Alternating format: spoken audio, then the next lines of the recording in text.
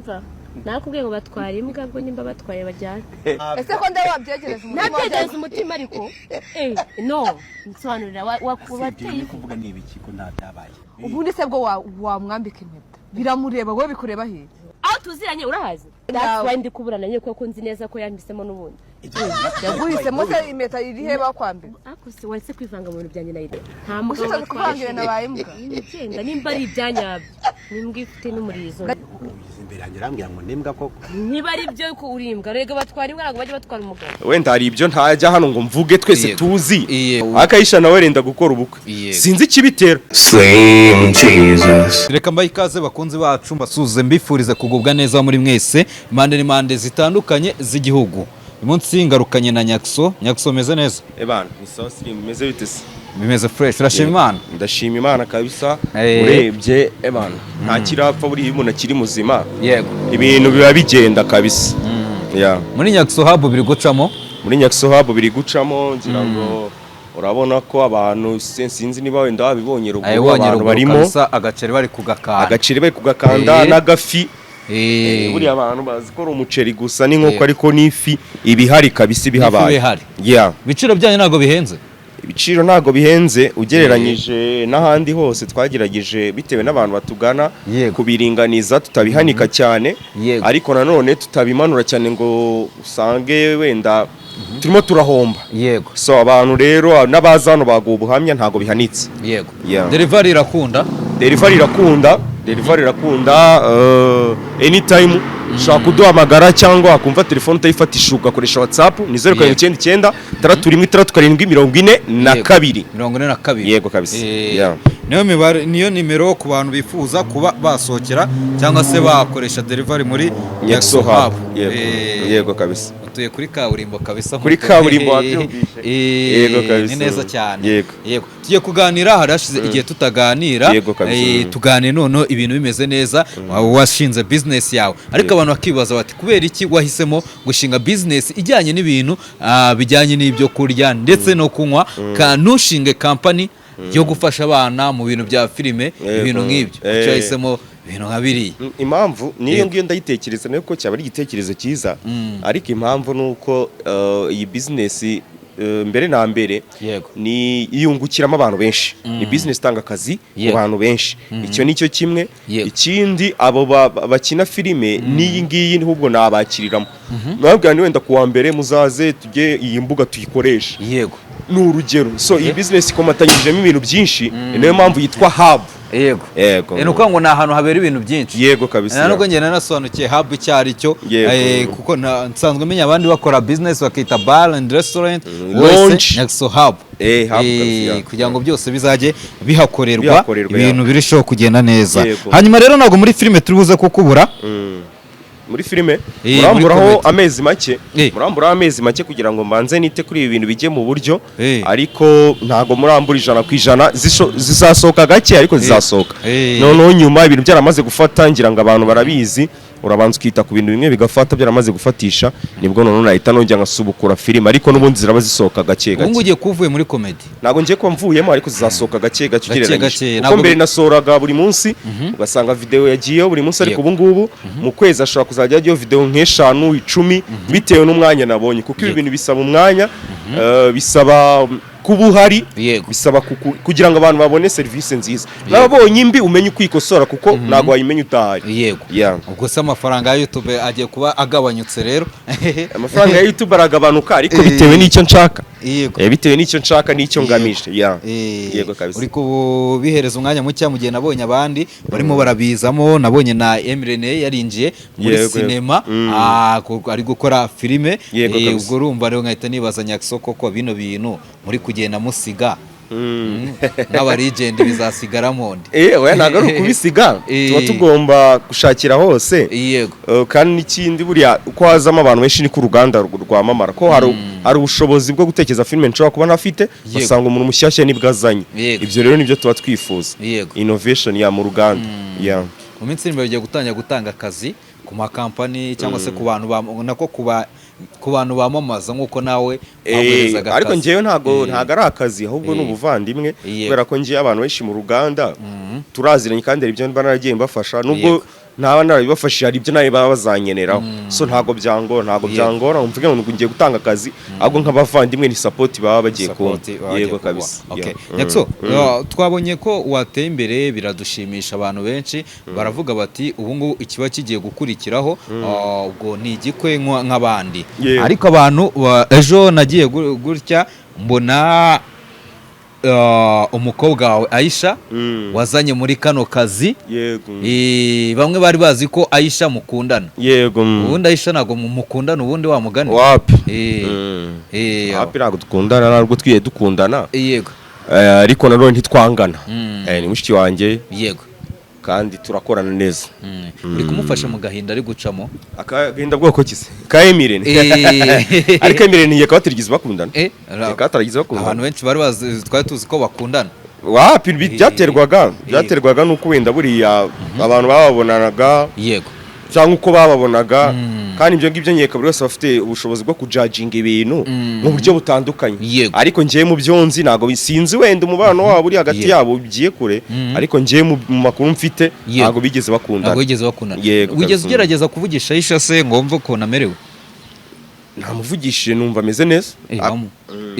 ameze neza wumvishe nta kibazo yagize cyo guhungabana ku mutima kereka niba yahishe yarengejeho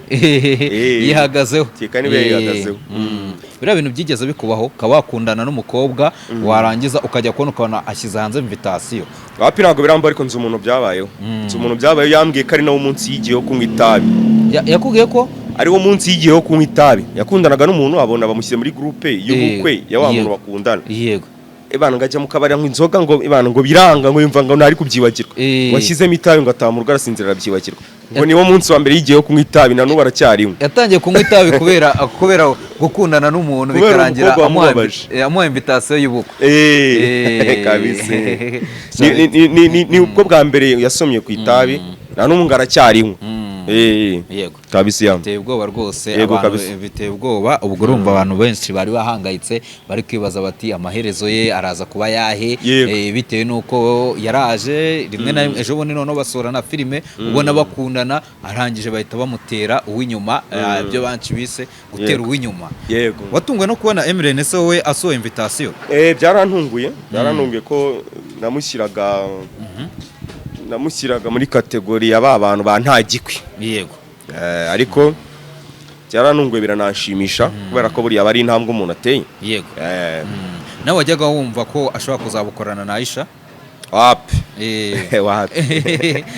wapi kabisa yego gahunda yawe ni ryari wowe njye gahunda yanjye ndayiteganya ariko sinzi igihe umunsi n'itariki ariko ndayiteganya muzajya kubona mubone ndabatumiye uzadutungura babwiye ni mwambare muze murya umuceri munywe na fanta uzadutungura nk'uko wadutunguje uko nabatunguje resitora kabisa yego uyu munsi rero nagize ngo tuganire tutaganire ku bintu byinshi ariko noneho ni ikiganiro kitari we kirekire kinini turaza kwibanda kuri business cyangwa ibintu nk'ibyo hari abantu benshi rero bavuga bati ngo iyo umuntu aje muri ino business yo gushinga akabari cyangwa se ni akabari nabuze ukuntu nkita akabari kimwe byita akabari nta kibazo ni restaurant bar and restaurant yego abenshi rero bavuga ko akenshi izi business ni business zikunda kuzamo ibibazo bitandukanye mwebwe mwasetinze ko muzabihanduringa muti ibibazo bwoko ki tuvuge nk'ubu ngubu hari nk'utubari kera twajyaga kwinjiramo ukabona bashyizeho ngo imyaka 18 ntibyemewe yego imyaka 18 njyewe rero kubera ko harimo akomatanyijemo ibintu byinshi cyane urumva ariko twebwe ni bar and restaurant nabonye kuvuga ngo ni imiryango imiryango kuvuga ngo hari igice cyo hanze akaba n'igice cyo imbere iyo abantu baje ni nka famiye bari kumwe n'abana urumva umwana ntago wamujyana muri urwo rusaku yego ngo ujye kumujyana aho ngaho hasakuza mwicara ahantu mwamufata akayaga hano muri jaride urabona ko nabo wasanzemo hariya niho biyicariye urumva amategeko n'ubundi n'amabwiriza birakurikizwa nta mwana wanywa inzoga nta mwana wemerewe kujya mu kabari ibyo byose niyo mpamvu twatandukanyije ibice yego muratangira guhostinga ryari guhostinga n'ubundi ndahostinga hostinga n'undi hostinga munsi ku munsi njye ntago urabona ibintu business nk'iyi yego ibisaba ngo ugende gake tatukorera ibintu rimwe kimwe kibanze gifate ntuhite ujya mu bindi ngo utfosingamo ibindi kuko ndimo ndatekereza no kuzanamo n'ubu snacks urumva ndi gutekereza ibintu bigiye bitandukanye acoustic night karaoke ndi kubitekereza ko ni ibintu udahita ukora iki udahita wihutira yego so ghostinga nabyo biri mu byo nteganye cyane ko abahosta benshi n'abashiti banje abahosta benshi n'abashiti banje yego mu minsi nimbe turabona Muyango yinjiye hano kwa Nyagiso yaje guhostinga tubone n'abandi batandukanye kabisa niwe mba mise nekereza mbere kuko niwe muhosta ngukomeye mu Rwanda niwe uri kubikora niwe uri kubikora abandi bo nabonye batagihari nago n'abagenda babivamo karakazirega buri akaba kavuka bakagoye cyane buri nk'iri nk'umukobwa yego iri umukobwa kubera ko ngewe abakobwa kenshi buriya usanga ari abantu navuga gute usanga ari abantu bagorwa cyane mu kabari umuntu yakubona mu kabari wahostinze gahita mfa ko yagufatirana ushobora gucaga kubita ikibuno agakubita urushyi ku kibuno wasanga biragoye gutaha amajoro iba ari ibintu bigoye kandi ukaba ugomba kubafata neza kandi uba ugomba kumufata neza kugira n'ejo azagaruka noneho hari systeme y'ukuntu wandikira umukobwa umukobwa noneho uhostinga ababwira abantu bose ejo uzaze duhure ejo uzaze duhure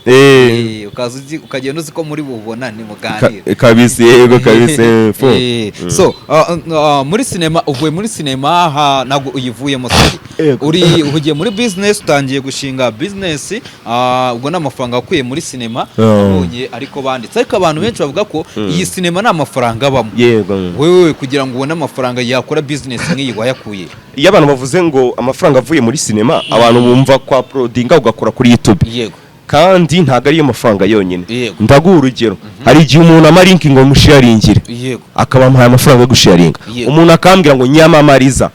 akaba mpaye andi mafaranga aye yose n'amafaranga manyesha sinema ariko atavanda abantu bakeka atava kuri YouTube yego so sinema ibyara amafaranga mu buryo butandukanye abantu bakanumira bati wenda ngwini Gisenyi uperforming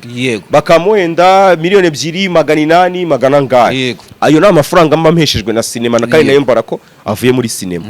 so amafaranga muri sinema arimo ariko ayo abantu bakeka ntago arimo ntago amafaranga ahagije ku buryo nubwo yaba ahagije ariko umuntu akora akeneye gutera imbere niba ufite igihumbi ku mufuka ukeneye 2 ukeneye 5 rero wowe ubwo wagiye uyakora muri ibyo bintu byinshi bitandukanye nanze ko yakuye kuri YouTube ntago ari YouTube gusa cyane ko ubu ngubu isigaye inagoranye ariko ibintu nk'ibyo gusa business nk'iyi ngiyi naba ngiye kwirara mvuze ko ibintu byose birimo ari nge wabiguze nkuko nayikomeje kugenda mbivuga mu biganiro hari abagiye bantera inkunga ama screen arimo n'ahari imbere tureberaho match intebe hari abakobwa bagiye bantera inkunga kaza kambwira ati ngewe itafaye nge nagushyiriraho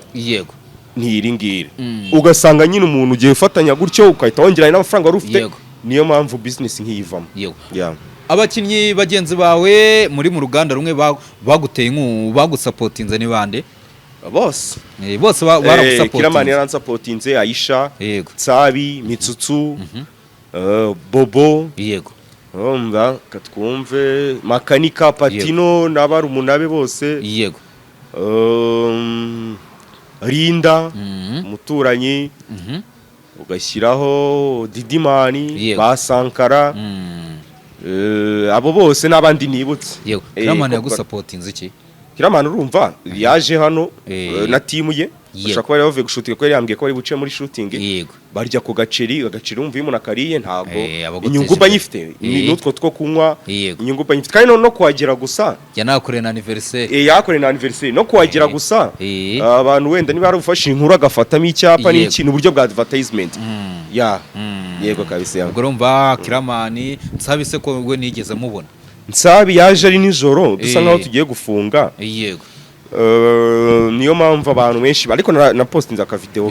niyo mpamvu abantu benshi batabimenya ariko yaraje akina imikino nk'ingaye anywa ka Red Bull arakomeza buri ibyo biba bibaye kuhagera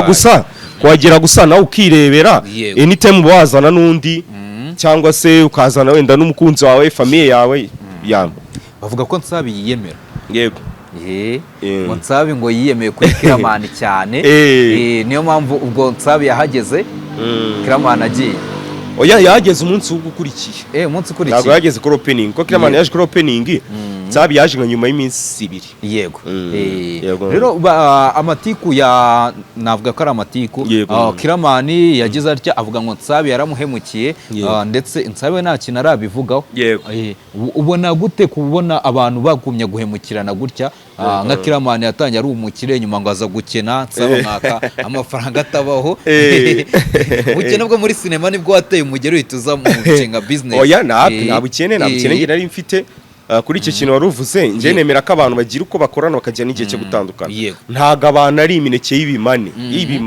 yindi bifatanye abantu barakorana bakumva barambiwe cyangwa ari cyo bapfuye bagatandukana n'ibintu bisanzwe wenda sinajya kwinjira mu byabo cyane ko ntabizi ntazi icyo bapfuye bavuga ko yamwatse amafaranga Kiramani akaba atayafite ibyo ni ibintu bisanzwe mwatse amafaranga ukaba utayafite ntabwo twakorana ni ibintu bisanzwe ubwo niba ari byo bapfuye ariko icyo ngiye nagarukaho nakimfasayizingaho dukwiye gushyigikira positivity tugashyigikira gukorana mu mahoro kurusha gushwana kuko gushwana bitanga isura mbi ku bantu badukurikiye duo ya Nsabi na Kiramani yari nziza rero gutandukana ntabwo wabura ikintu twaba duhombye nk'abakunzi ba sinema cyangwa n'abafana babahombye yangewe rero nizera ko Imana ibafashije bakiyunga we ko nta muntu n'ubushize ndumva nawe bikubajije we ko nta muntu uraza ngo avuge ngo Nyakso twaratandukanye bitewe n'ibi cyangwa se nka Kiramani ahora avuga ati ahantu hose nshimira Nyakso ariko nta muntu n'umwe ndaza numve ngo arimo aravuga ngo Nyakso yaramemukiye byagenze gutya na gutya ndetse no mu bakinnyi bose hari umukinnyi bita ni inshuti yawe cyane bamwe ubwo ne Papa Hesen niko yita niwe muntu uhora arwana mu interview ati kuki Nyakso mutamuhereza award kandi numwe mu bantu mwakoranye yego kabisa urumva impamvu cyane impamvu ngiye buriya nta muntu wajya hano ngo ajye kumvuga nabi ntago ari uko 100% ndi perfect nta makosa nkora ariko menya ko niyo nakoze amakosa nsaba imbabazi umuntu tukiyunga icyo cyo ndakizi kandi n'umuntu mukuru wese niko ubundi ibintu yakabigenje icyo navuga rero nta ruhare mba nabigizemo wenda nta wamenya bishobora no kuzaza ariko nta ruhare mba nabigizemo ngiye mbaho ubuzima bwanjye ibije ndabyakira ese nko muri timu yawe ninde muntu mwakoranye igihe kinini dukoranye igihe kinini kuva watangira comedy ninde muntu mwakoranye imyaka myinshi si Nyakse buriya Nyakso niwe mwakoranye igihe kinini ko twabitangiranye ndi kuvuga kuri Nyakso comedy kuri Nyakso comedy kugeza n'uwo mugikorana kugeza n'uwo tugikorana nyuma ya Nyakse buriya si hazamo sasi Patino cyangwa ni Aisha oya Aisha yazanywe na Patino buriya muri Nyakso comedy Aisha yazanywe na Patino kuko noneho mufitanye amavideo menshi tufitanye amavideo menshi se ntabwo Aisha ntabwo napfa guhita ariko na Rami Boy hagati ya Patino na Rami Boy Aisha oya ndavuga waje mbere uwo twakoranye mbere hagati ya Patino na Rami Boy ntabwo ndi kwibuka neza ariko hagati ya Patino na Rami Boy none tujye ku gitsina gore yego gitsina gore na Aisha niyo dukoranye igihe abandi bakobwa ariko bajya muri babijyamo bakahita bivamo no kubera iki abakobwa wenda hari ibyo ntajya hano ngo mvuge twese tuzi urumva ariko abakobwa baba bafite ubuzima bugoye cyane ko no gukorana nabo biragora ndi kuvuga experience yanjye ariko ubona hari ababirambamo ikindi kintu buriya umukobwa iyo ahinduye status ati nshatse umugabo biragoye ko yakomeza umwuga wa sinema kurusha umugabo abagabo busanga arashaka umwuga akawukomeza sinzi ikibitera ariko nje niko mbibona abenshi ndaguha urugero rwa Siya urugero baba barimo babona nyine bisa nkaho bagiye gake bamaze kubaka urugo icyo navuga niyo mpamvu ni ngiye kuri experience sinzi ikibitera ariko niko mbibona cyane ese ko cyamazemo icyo gihe cyose ntago ari bose ubwayisha ari muri babandi bake Aisha nawe arenda gukora ubukwe arenda gukora ubukwe oya Aisha subona atitwara nk'umuntu wenda gukora ubukwe ngweje wundi tureta tone invitation ya Aisha azabukorana nande nje mbona yitse simuzi ariko mbona yitwara nk'umuntu wenda gukora ubukwe kandi yaravuze ngo inshuti za hafi ziza umuntu bakundana ziramuzi niba zimuzi se urumva atari byiza nyine yaravuze ngo abantu bose baza umuntu bakundana Aisha se biragira umukunzi kandi ejo yaravuze ngo afite umukunzi kugira aramufite se nawe nzi ubwo nzaperereza amakuru. Urumva rero Aisha yavuze ko afite umukunzi kugiye kandi yavuze ko mu bantu bamuzi yavuze Emirene ndumva yaramuvuzemo avuga ko n'izindi nshuti ze nkeya muzo bakorana benshi wese batekereza ko nawe ushobora kuba wabuzi umukunzi wiwe. Oya je ntago muzi kabisa. Nawe mbyumva gutyo cyane ko bitari na business zanjye ntago bindeba kumenya umukunzi wa Aisha. Naba ngiye kwinjira mu buzima bwite bw'umuntu kereka wabishatse akaza akamunyereka cyangwa se akamwerekana kuri social media akamugaragaza ariko ubundi ntago ibyo bindeba rwose kujya kumenya umukunzi wa Aisha. Ntago nta namwe mwigeze mushaka gukundanaho kuva mwatangiye gukorana bonaga ziriya characters zo gutukana zitagukuru ariko